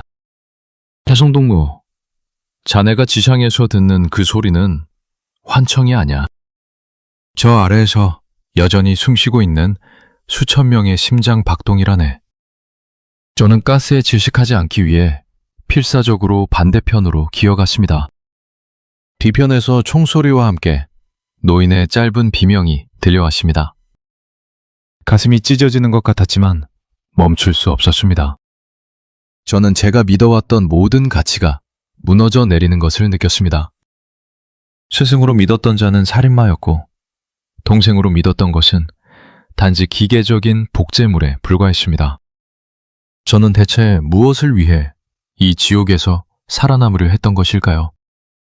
통로 끝에 도달했을 때 저는 거대한 환기팬 아래에 도착했습니다. 거대한 날개가 회전하며 만들어내는 바람 소리가 제 귀를 먹먹하게 만들었습니다. 저는 노인이 준 열쇠로 제어반을 열고 팬을 멈추려 애썼습니다. 손이 떨려 열쇠가 자꾸만 빗나갔습니다. 그때 환기구 입구 쪽에서 최 위원의 목소리가 확성기를 타고 울려 퍼졌습니다. 그의 목소리는 여전히 부드러웠지만 그 안에 담긴 살인은 숨길 수 없었습니다. 박태송 동무, 자네는 이제 혼자입니다. 고 지도원 동무는 이미 자신의 죄를 씻기 위해 실험실에 거름이 되기로 결심했으니 동무도 이제 순응하시지요. 최 위원은 저에게 영희를 다시 만나게 해주겠다는 제안을 던졌습니다. 이번에는 복제물이 아닌 영희의 실제 기억이 담긴 저장 장치를 제 뇌에 이식해주겠다는 조건이었습니다. 그렇게 하면 영희와 저는 영원히 한 몸이 되어 살 수 있다는 기괴한 논리였습니다. 저는 구토가 치밀어 올랐습니다. 그들이 말하는 영생과 구원은 결국 인간성을 완전히 말살한 뒤에 얻어지는 가공의 평화일 뿐이었습니다. 저는 환기팬의 멈춤 버튼을 누르는 대신 제어반의 전선을 모두 뽑아버렸습니다. 거대한 불꽃이 튀며 환기구가 멈춰섰고 비상조명이 붉게 전멸하기 시작했습니다. 저는 멈춰선 날개 사이를 통과해 위쪽으로 기어 올라갔습니다. 손톱이 뒤집히고 무릎에서 피가 흘렀지만 멈추지 않았습니다. 위쪽에서 희미한 달빛이 비치는 것을 보았을 때 저는 그것이 구원의 빛인지 아니면 또 다른 지옥의 시작인지 확신할 수 없었습니다. 거의 끝에 다다랐을 때 제 발목을 잡는 차가운 감촉이 느껴졌습니다. 아래를 내려다보니 온몸이 피투성이가 된 고 노인이 저를 올려다보고 있었습니다. 아니, 그것은 노인이 아니었습니다. 이미 최 위원의 실험체들에게 공격당해 반쯤 뜯겨나간 노인의 시신을 누군가 조종하고 있는 듯 했습니다. 노인의 입에서는 기괴한 기계음이 흘러나왔고 그의 손은 제 발목뼈를 으스러뜨릴 듯 꽉 쥐었습니다. 저는 단호하게 노인의 손을 걷어찼습니다. 그것은 제가 평생 의지해온 마지막 믿음을 저버리는 행위였습니다. 저는 눈물을 흘리며 환기구 밖으로 몸을 날렸습니다. 차가운 겨울바람이 제 온몸을 감쌌고 눈앞에는 아오지 탄광의 황량한 전경이 펼쳐졌습니다. 하지만 제가 마주한 것은 자유가 아니었습니다. 환기구 주변을 빽빽하게 둘러싼 수백 명의 보위부원과 그 중앙에서 박수를 치며 저를 기다리는 최 위원의 모습이었습니다. 최 위원은 제 앞으로 다가와 무릎을 꿇고 앉았습니다. 그는 제 주머니에서 노인의 신분증을 꺼내 천천히 찢어버렸습니다. 태정동무, 이제 진실을 알았으니 어떠십니까? 동무가 믿었던 세상은 처음부터 존재하지 않았습니다.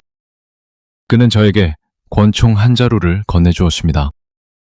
제 앞에는 실험실에서 끌려 나온 수십 명의 동료 광부들이 눈이 가려진 채 무릎을 꿇고 있었습니다. 최 위원은 제가 그들을 직접 처단하면 제 동생 영희의 마지막 남은 육체만은 온전히 보존해 주겠다고 약속했습니다. 저는 떨리는 손으로 권총을 잡았습니다. 방아쇠에 걸린 제 손가락은 얼음처럼 차가웠습니다.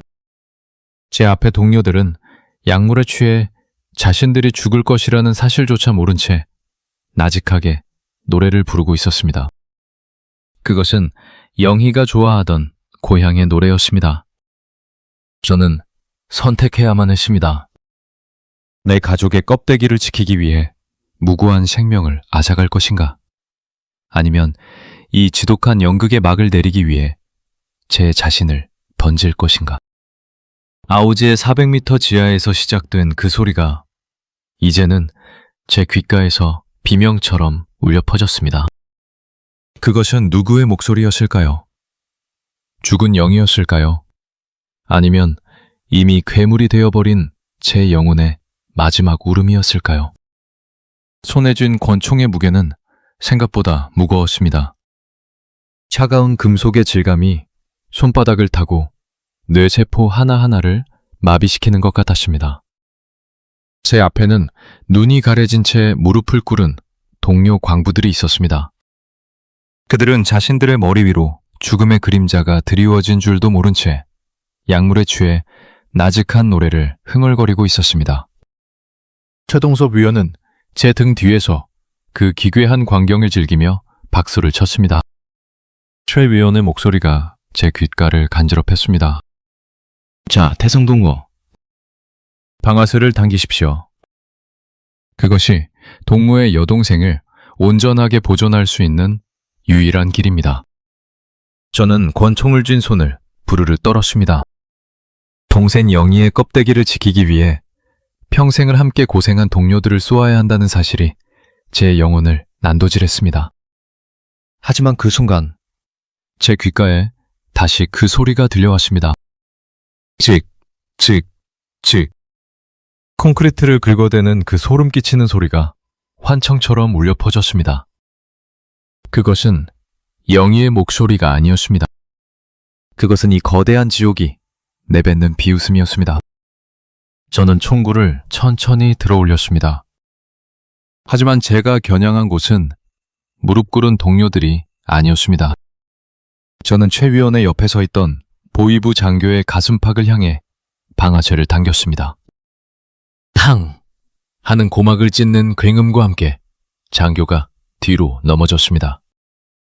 연병장은 순식간에 아수라장으로 변했습니다.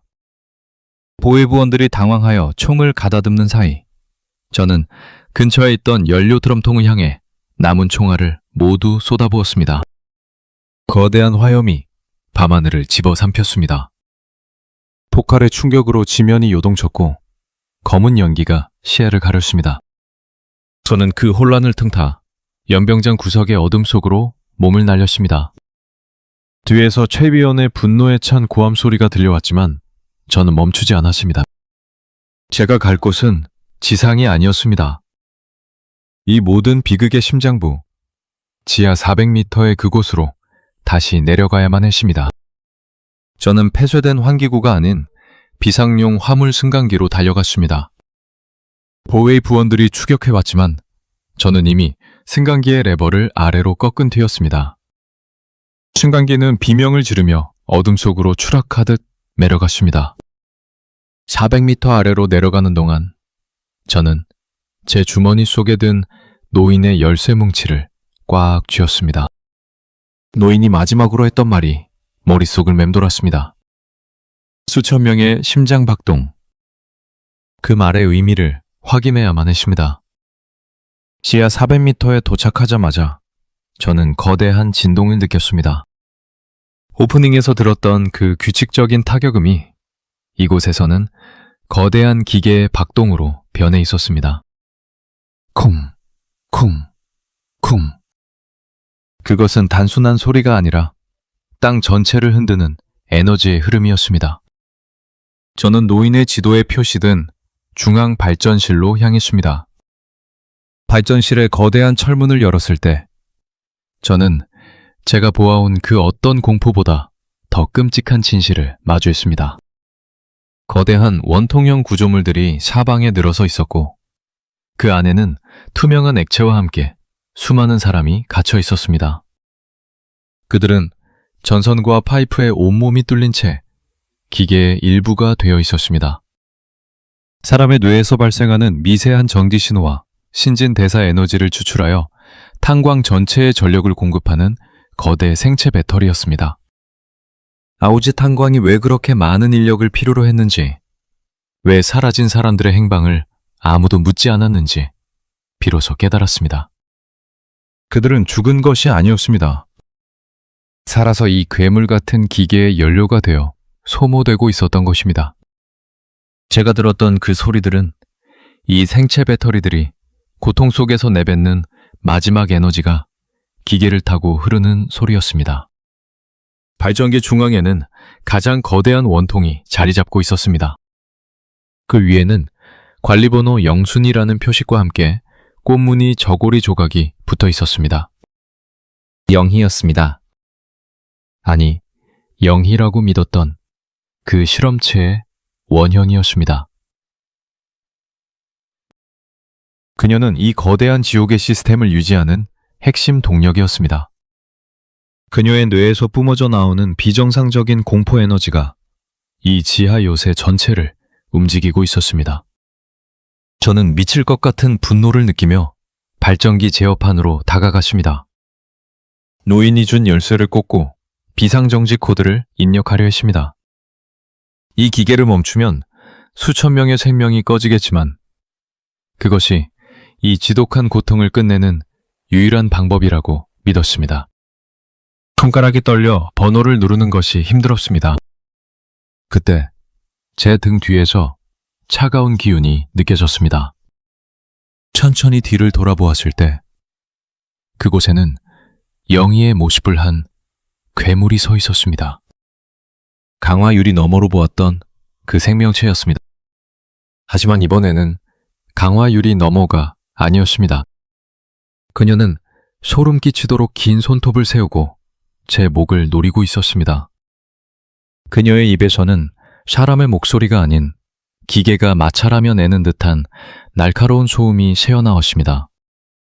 오빠! 오빠! 멈춰! 멈춰! 그것은 영희의 목소리를 흉내내는 기계의 유혹이었습니다. 괴물은 순식간에 저를 덮쳐왔습니다.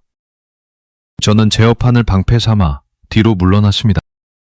괴물의 손톱이 금속 제어판을 종이장처럼 찢어 발겼습니다. 저는 괴물의 눈을 보았습니다. 그 검은 구멍 안에는 영희의 영혼이 단 1g도 남아있지 않았습니다. 그것은 단지 시스템을 보호하기 위해 설계된 경비견을 불과했습니다. 저는 주머니에서 아까 빼앗은 보이부 장교의 수류탄을 꺼냈습니다. 이것을 발전기 핵에 집어 던지면 모든 것이 끝날 것입니다. 하지만 괴물이 제 팔을 낚아챘습니다. 상상할 수 없는 완력이 제 뼈를 으스러뜨릴 듯 압박했습니다. 수류탄의 안전핀을 뽑으려는 제 손가락이 괴물의 손톱에 걸려 피가 낭자했습니다. 그때 발전실의 스피커를 통해 최 위원의 목소리가 들려왔습니다. 그는 이미 지하로 내려와 상황실에서 저를 지켜보고 있는 듯 했습니다. 태송동무, 소용없습니다. 영희는 이제 우리 시스템의 심장입니다. 그녀를 죽이는 것은 동무의 손으로 여동생을 2번 죽이는 일이 될 겁니다. 과연 동무가 그럴 수 있을까요? 최 위원의 비웃음 섞인 목소리가 천장을 울렸습니다. 괴물은 제 목을 조이며 저를 천천히 끌어올렸습니다. 숨이 막혀오고 눈앞이 붉게 변하기 시작했습니다. 괴물의 얼굴이 제 코앞까지 다가왔을 때 저는 보았습니다. 괴물의 뺨 위로 흐르는 투명한 액체를. 그것은 기계의 냉각수였을까요? 아니면 어딘가에 갇혀있을 진짜 영희의 마지막 눈물이었을까요? 저는 마지막 힘을 다해 수리탄을 쥔 손을 발전기 입구로 뻗었습니다. 괴물의 손톱이 제 가슴팍을 뚫고 들어오는 통증이 느껴졌습니다. 하지만 저는 멈추지 않았습니다. 제가 이 버튼을 누르고 수류탄을 던지는 순간 영희도 나도 그리고 이 지옥 같은 아오지도 모두 어둠 속으로 사라질 것입니다. 과연 저는 그 방아쇠를 당길 수 있었을까요? 제가 마주한 그 눈물은 진실이었을까요? 아니면 나를 망설이게 하려는 마지막 덫이었을까요? 아오지, 지하 400m의 진동이 멈추고 정적이 찾아왔습니다.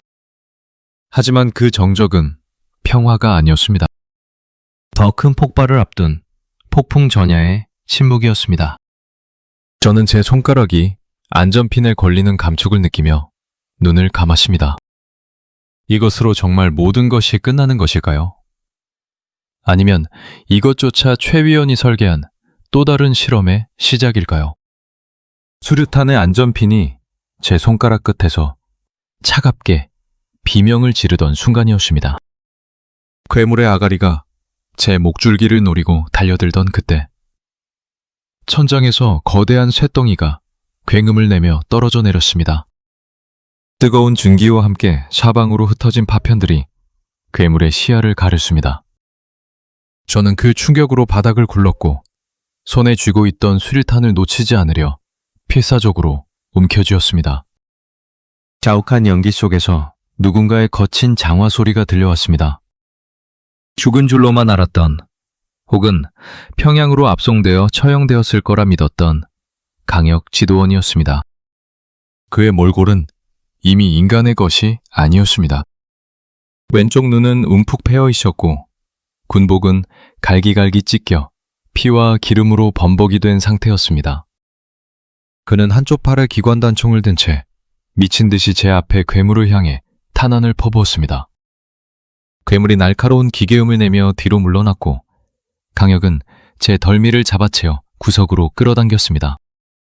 그의 눈에는 예전의 도끼 어린 살기가 아닌 벼랑 끝에 몰린 짐승의 처절함이 서려 있었습니다. 강혁은 제 귓가에 피 섞인 가래를 내뱉으며 짧게 내까렸습니다. 세송동무, 정신 차리게. 여기서 죽으면 저 개만도 못한 놈들의 거름이 될 뿐이야. 강혁은 저를 대신해 발전기의 제어반을 발로 걷어찼습니다. 그는 이미 이 시설의 구조를 잘 알고 있는 듯 했습니다. 강혁의 말에 따르면 그는 최 위원에게 뒤통수를 맞고 실험체에 먹이로 던져졌다가 간신히 목숨만 건져 숨어 있었다고 했습니다. 우리는 이제 같은 적을 둔 세상에서 가장 기묘한 동맹자가 되었습니다. 우리는 중앙통제실로 향했습니다. 그곳에는 이 지옥 같은 생체 발전소에 모든 데이터가 담긴 중앙 서버가 있었습니다. 복도를 지날 때마다 유리관 속의 인간 배터리들이 일제히 눈을 뜨고 우리를 응시했습니다. 그들의 눈동자에는 증오도 슬픔도 없었습니다. 오직 육체를 갉아먹는 기계장치에 대한 원초적인 공포만이 서려 있었습니다. 저는 그들의 얼굴 속에서 영희의 환영을 보았고 그때마다 심장이 칼로 베이는 듯한 통증을 느꼈습니다. 중앙통제실의 문을 부수고 들어갔을 때 최 위원은 마치 우리를 기다렸다는 듯 거대한 모니터 앞에 앉아 있었습니다. 그는 담배를 천천히 피워 물며 우리를 향해 인자한 미소를 지어 보였습니다. 그 미소 뒤에 숨겨진 잔혹함을 이미 보았기에 그 모습은 그 어떤 괴물보다 더 소름 끼쳤습니다. 최 위원은 책상 위에 놓인 작은 단말기를 가리키며 말했습니다. 강지도원, 자네는 끈질기군. 그래. 하지만 이 데이터가 지상으로 나가는 일은 없을 걸세. 최 위원이 버튼을 누르자 통제실 벽면이 갈라지며 거대한 실험체 부대가 쏟아져 나왔습니다. 그것들은 이전에 보았던 것들보다 훨씬 크고 정교하게 개조된 최종 병기들이었습니다. 인간의 형태를 겨우 유지하고 있었지만 팔다리는 날카로운 칼날과 기계 장치로 대체되어 있었습니다. 강혁은 저에게 은색 데이터칩 하나를 던져주었습니다. 이걸 들고 환기구로 달려가게. 내게 남은 탄창은 단 2개뿐이야. 강혁은 제 대답도 듣지 않은 채 실험체들을 향해 몸을 날렸습니다. 총성 소리가 좁은 방 안을 가득 채웠고 살점이 튀고 금속이 부딪히는 굉음이 고막을 찢는 듯 했습니다. 저는 데이터칩을 가슴 깊숙이 품고 최 위원을 노려보았습니다. 최 위원은 여유롭게 의자에 기대어 앉아 마치 연극을 관람하는 관객처럼 이 참상을 지켜보고 있었습니다. 저는 최 위원을 향해 달려들었습니다. 하지만 제 앞을 가로막은 것은 아까 마주쳤던 영희의 모습을 한 괴물이었습니다. 그녀는 기계적인 움직임으로 제 목을 낚아챘고 저는 바닥에 처박혔습니다. 숨이 막혀오고 시야가 붉게 변하는 순간 강혁의 마지막 외마디 비명이 들려왔습니다. 그는 수십 마리의 실험체에게 둘러싸인 채 자신의 가슴에 달린 수류탄 안전핀을 뽑아버렸습니다. 거대한 폭발음과 함께 통제실 절반이 날아갔습니다. 폭풍에 휩쓸려 괴물이 뒤로 밀려났고 저는 그 틈을 타 최 위원의 멱살을 잡았습니다. 그의 안경이 깨지고 인자하던 얼굴에 핏줄이 섰습니다. 저는 그의 귀에 대고 죽음보다 차가운 목소리로 속삭였습니다. 당신이 만든 이 지옥, 당신과 함께 묻어버리겠어. 하지만 최 위원은 피를 흘리면서도 비릿하게 웃었습니다. 그는 제 손을 뿌리치며 제어판의 자폭 시퀀스를 작동시켰습니다. 지하 400m 전체에 붉은 비상등이 점멸하며 땅을 울리는 경보음이 울려 퍼지기 시작했습니다. 건물이 무너져 내리고 천장에서 거대한 바위들이 쏟아졌습니다. 저는 무너지는 파편 사이를 뚫고 지상으로 연결된 마지막 승강기를 향해 달렸습니다. 뒤에서 영희의 목소리가 들려오는 것 같았습니다. 오빠, 가지마. 오빠, 나 여기 있어. 그것이 시스템의 유혹인지 아니면 정말 봉생의 마지막 영혼인지 알 수 없었습니다. 저는 눈물을 닦아낼 새도 없이 승강기에 몸을 실었습니다. 지상으로 솟구친 승강기 문이 열리는 순간 제 폐부로 쏟아져 들어온 것은 차가운 새벽 공기가 아닌 파는 듯한 연기와 비명이었습니다. 지하에서 터져나온 굉음은 대지를 뒤흔들었고 아오지 탄광의 상징이었던 거대 권양기 탑이 서서히 기울어지며 붕괴하기 시작했습니다. 저는 가슴속에 품은 데이터 칩의 차가운 감촉을 느끼며 무너지는 파편 사이를 미친 듯이 달렸습니다. 뒤를 돌아볼 여유조차 없었습니다. 연병장 쪽에서는 보이부 트럭들이 먼지를 일으키며 달려오고 있었습니다. 탐조등 불빛들이 어지럽게 밤하늘을 가르며 도망치는 제 등을 집요하게 추격했습니다. 그때 무너진 자재 창고 뒤편에서 검은 형체가 나타나 제 앞을 가로막았습니다. 반쯤 타버린 군복을 입은 강혁 지도원이었습니다. 그는 한쪽 팔을 잃은 채 피를 흘리며 서 있었지만 남은 손에는 여전히 낡은 자동 소총이 들려 있었습니다. 강혁은 저를 노려보는 것이 아니었습니다.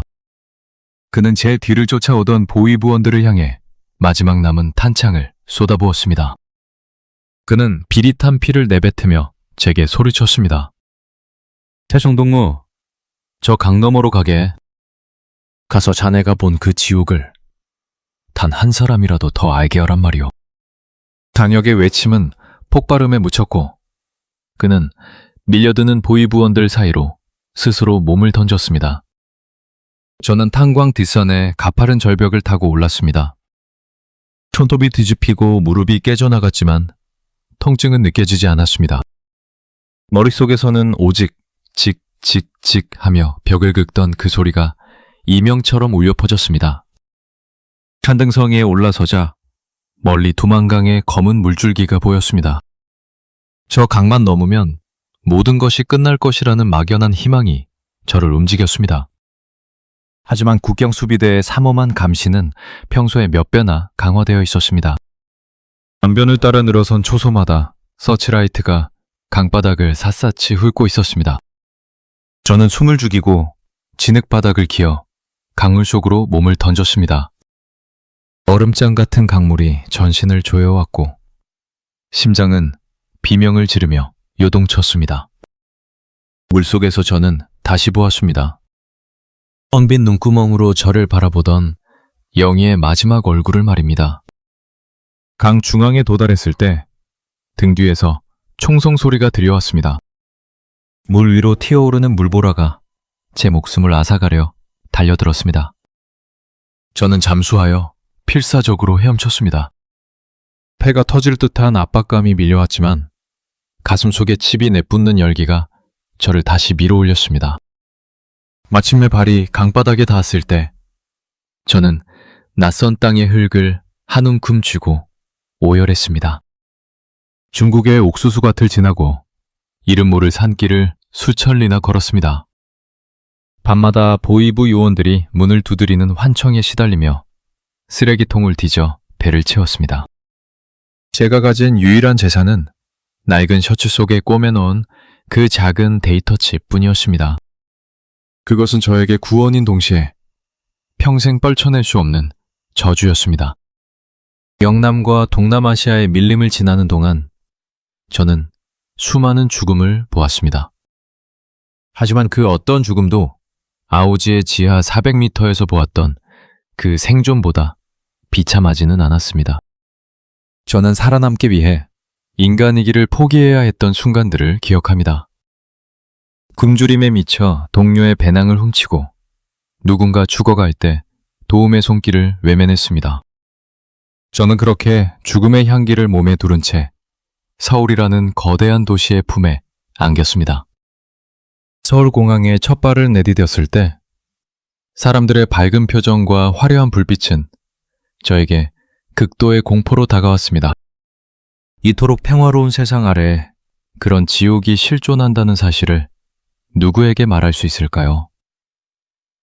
입국 심사를 마치고 보호시설을 나와 임대아파트를 배정받는 순간까지 저는 단 한순간도 데이터칩을 손에서 놓지 않았습니다.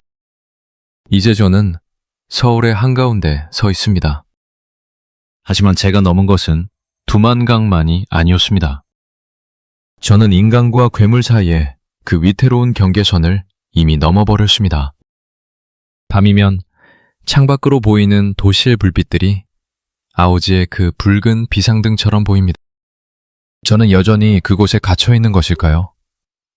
아니면 진정한 지옥으로 이제 막 걸어 들어온 것일까요? 서울의 밤은 지나치게 밝고 소란스럽습니다. 거리를 가득 채운 네온사인과 자동차의 경적 소리는 이곳이 살아있음을 증명하는 생존의 신호처럼 들립니다.